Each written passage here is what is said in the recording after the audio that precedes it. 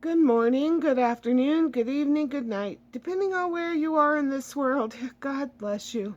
This is Gloria White coming to you from Utah, USA. Today we're going to read the book of Leviticus, but we're going to read it from the HALLEY'S Bible Handbook. And it will just go through the chapters rather quickly. It's like an overview. And it's only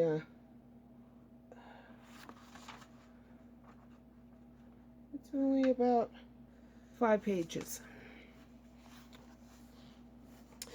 Sacrifices, the priesthood, holy seasons, various laws.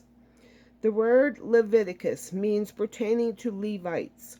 That is, the book contains the system of laws administered by the Levitical priesthood, under which the Hebrew nation lived. These laws were given mostly at Mount Sinai, with additions, repetitions, and explanations throughout the wilderness wanderings. Levites, one tribe out of the 12, were set apart for the work of God. God took them in lieu of firstborn sons. God claimed the firstborn, both of men and flocks. They were supported by tithes and had 48 cities. Numbers, and that's referenced Numbers 35:7 and Joshua 21:19. One family of Levites, Aaron and sons, were set apart to be the priest.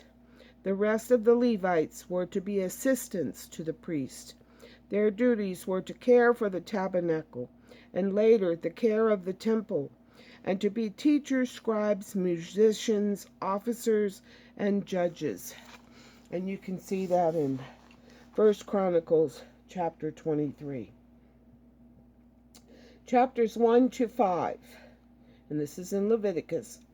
Various kinds of offerings, burnt offerings of bullocks, rams, goats, doves, pigeons, were wholly burnt, signifying entire self-dedication to God. Meal offerings of grain, flour, cakes, without leaven. A handful was burned, the rest was for the priest. Peace offerings of cattle, sheep, or goats. The fat was burned, the rest eaten, partly by priest, partly by offerers,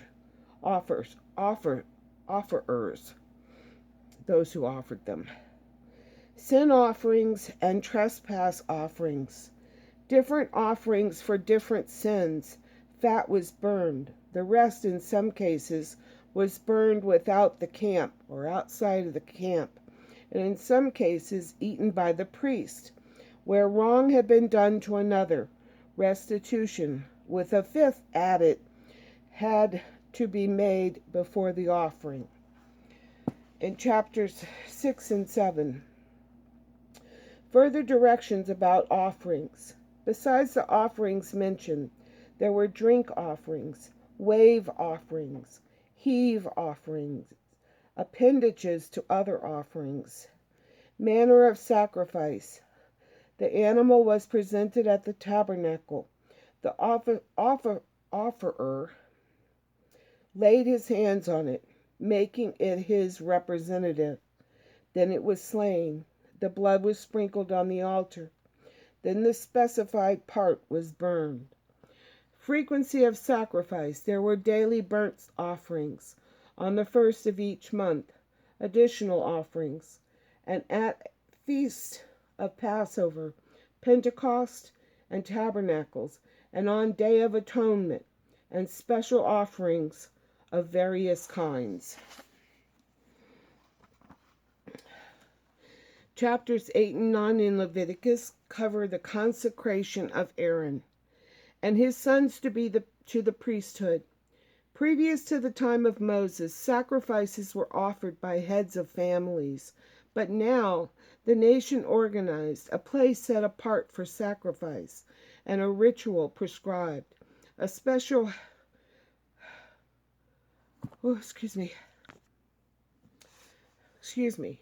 But now the nation organized, a place set apart for sacrifice, and a ritual prescribed. A special hereditary hereditary,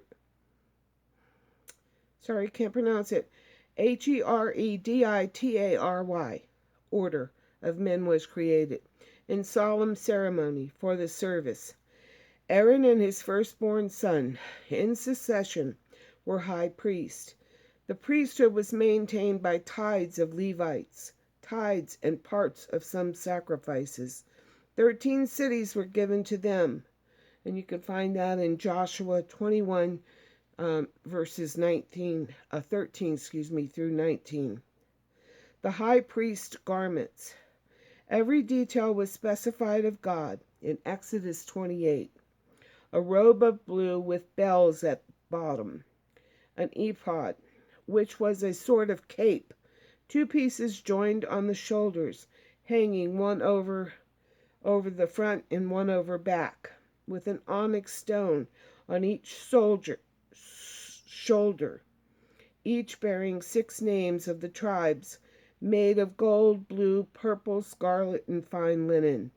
A breastplate, about 10 inches square, of gold, blue, purple, scarlet, and fine linen, double, open at the top, fastened with gold chains to the ephod, adorned with 12 precious stones, each stone bearing the name of a tribe, containing the Urim and the Thummim, which were used to learn the will of God, but what they were is not known.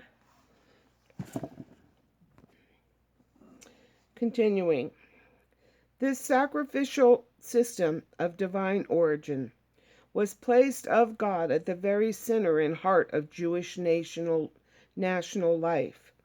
Whatever its immediate applications and implications may have been to Jews, the unceasing sacrifice of animals and the never-ending glow of the altar fires, beyond doubt, were designed of God to burn into the consciousness of men a sense of their deep sinfulness, and to be an ongoing, an age-long picture of the coming sacrifice of Christ, toward whom they pointed and in whom they were fulfilled.